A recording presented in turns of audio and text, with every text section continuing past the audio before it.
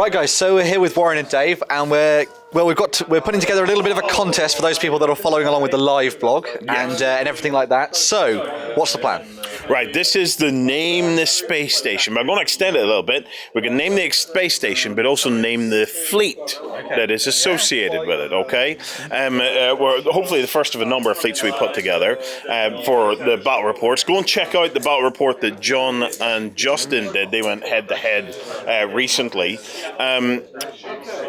So, we obviously know that it's going to be Station McStation Face. That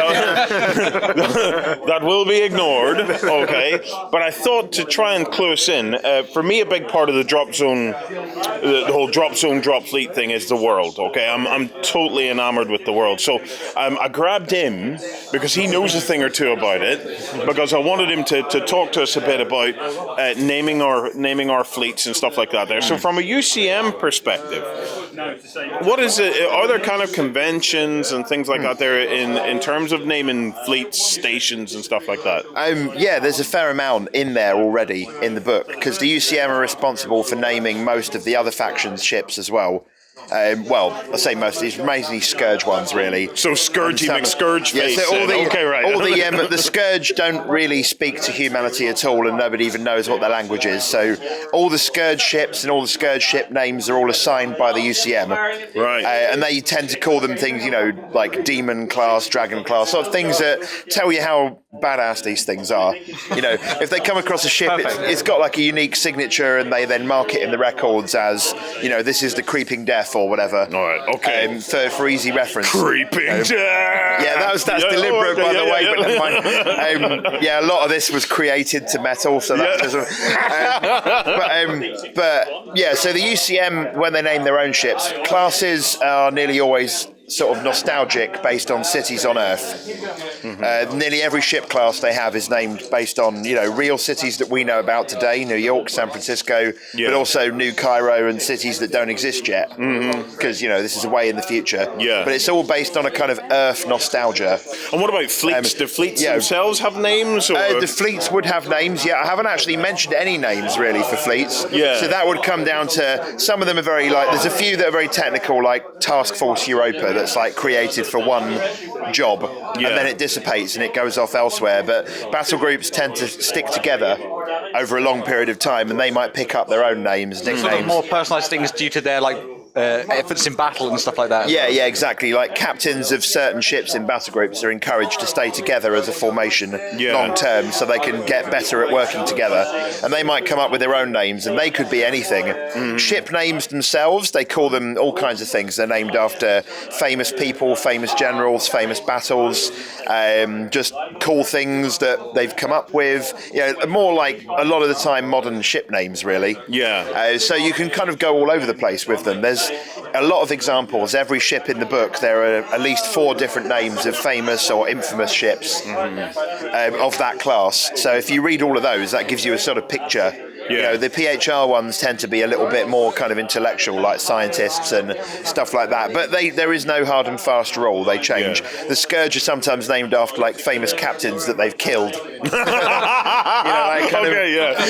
Someone's folly or whatever, that kind of thing. So that gives you a bit of a sense there. The Shaltari, they name their own ships, and they tend to speak to humans in human. So I am X, captain of X, and then that's where that goes in the record.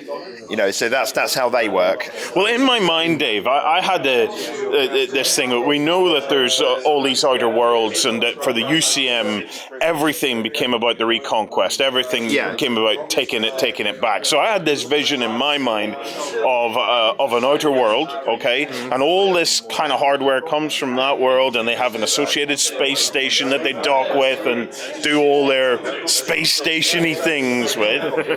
So does that generally fit in with the narrative of they've got a real deep-seated hatred.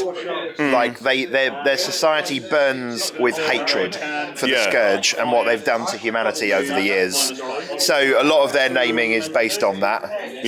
They tend to be kind of quite smash face a lot of the time, because that's what they want to be. These stations, a lot of the time, they'll be built around the colonies and then fold space jumped to the Cradle Worlds. When they need permanent bases, they'll build new ones there. You've got to remember as well that there are a lot of old space stations around the Cradle Worlds that have been there since before the invasion, because the Scourge repurposed them. Something like that, like a 3-mile long space station. It takes a lot of resource to build that, and the Scourge don't just turn up and destroy; they tend to capture and repurpose.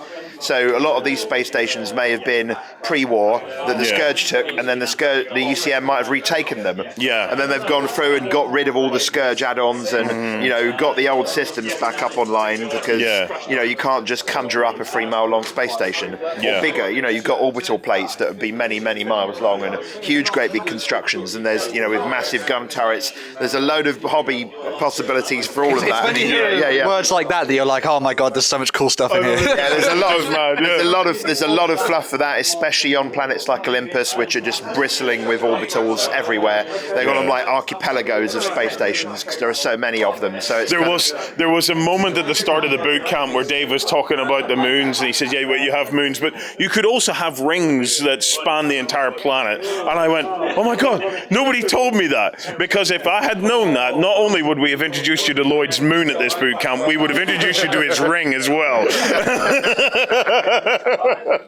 So we could have something like the new Belfast or something like that, and there's loads there. There for you to is be getting actually on a with. ship in there already, which is Belfast 2. I've got to say, only because my wife used to work near Tower of London. I walk past Belfast every HMS time. Belfast, yeah. So it's named after that. But there's lots of little nods. Like there's a warspite in there as well. Yeah. And other things. You'll see that if you know a bit of history and stuff. You'll see some of the names and go, yeah, that's cool. Get your creative heads on. So a name for the fleet, name for the space station, whatever's left over, I might pick and choose for individual ships and things like that as well. So get creative.